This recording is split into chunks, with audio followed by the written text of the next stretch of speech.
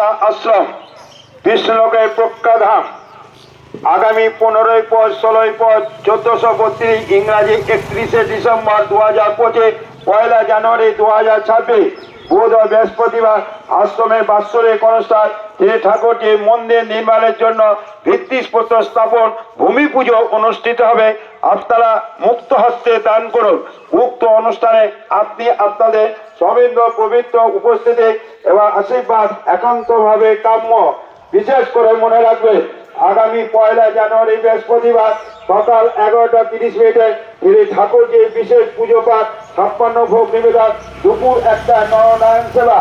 আগামী বৃহস্পতিবার দুপুর 1টায় নরনারায়ণ সেবা প্রসাদ বিতরণ এবং শিশুদের লেখাপড়া সামগ্রী প্রদান।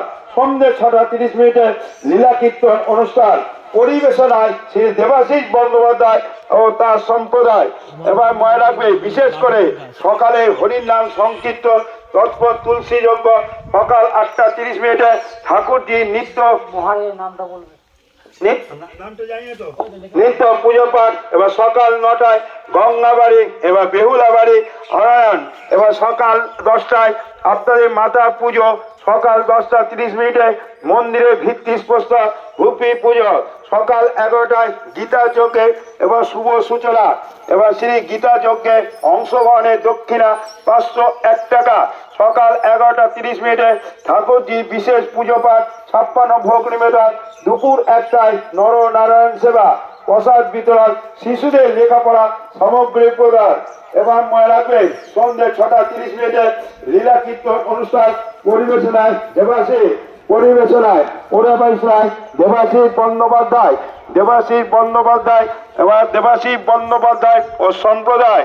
মনে রাখবেন স্থান হাটগাছা আশ্রমে চলে আসুন। বিষ্ণু লোকে প্রজ্ঞাধাম বিষ্ণুলোকে প্রজ্ঞাধাম গোপালধাম সকলে।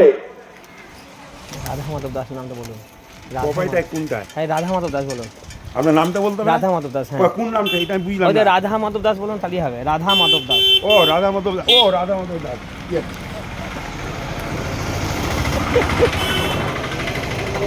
পরিবেশনায় রাধা মাধব দাস পরিবেশনায়